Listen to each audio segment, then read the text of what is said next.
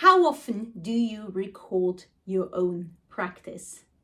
My guess is that you probably tried it once or twice already, and every single time all you wanted to do was scream and hit the delete button immediately.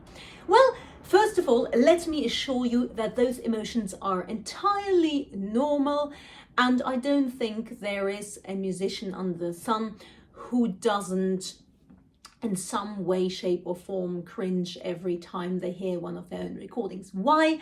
Because we are wired to literally only hear everything that is wrong.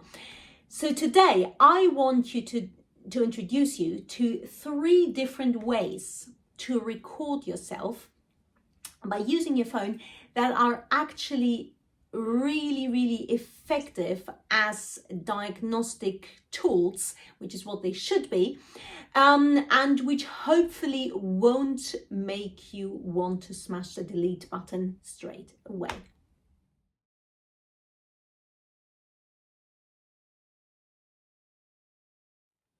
If you were wondering in that clip where was the sound, well, that's because I deliberately turned it off.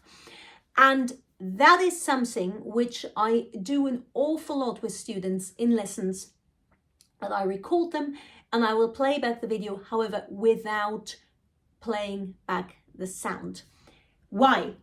Because the moment we have got the sound running, all we are really focused on is listening to everything that is a little bit scratchy, a little bit out of tune, when actually what we're trying to focus on in that video very often is the mechanics of our playing. Yeah, if I want to draw a student's attention to postural things, or to how they open or close their arm, or their shifting movement, at that point I do not need the sound, and I don't want the sound on, because all it will do is distract.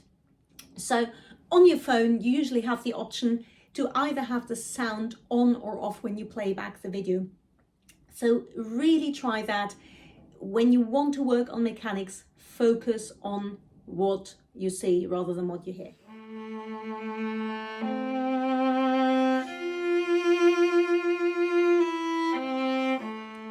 What you saw there just now in example number 2 was my camera setup being directed solely at the lower part of the instrument, i.e. my bow. Why is that so important? Because as string players, we have the terrible habit of usually always trying to find the answer to everything in the left hand, where 99% of the time the problem is somewhere in the right hand. So by doing that, and by the way, you can also combine 1 and 2. You can look at the right hand only without having the sound on, either way. What I like to look at is things like my bow distribution, my bow speed, and especially my contact point. So that's really the time to focus on, is my bow wildly skating up and down? Am I constantly on the fingerboard? Am I really being intentional about my bow speed, my bow distribution? So again, really zoom in on the very bit that is of the essence here.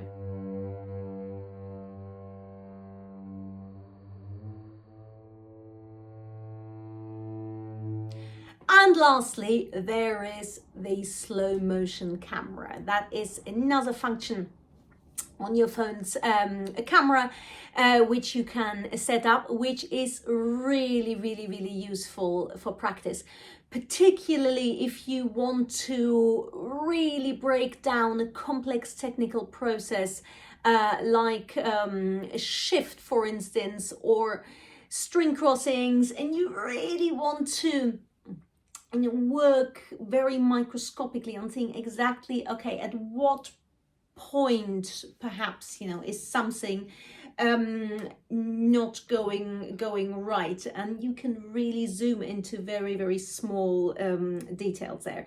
So that is another one to have fun with. of course, be mindful when you do set up the slow motion camera that the sound is massively distorted. But again, that's not really what we're interested in here. We are really interested in using it purely for diagnostics.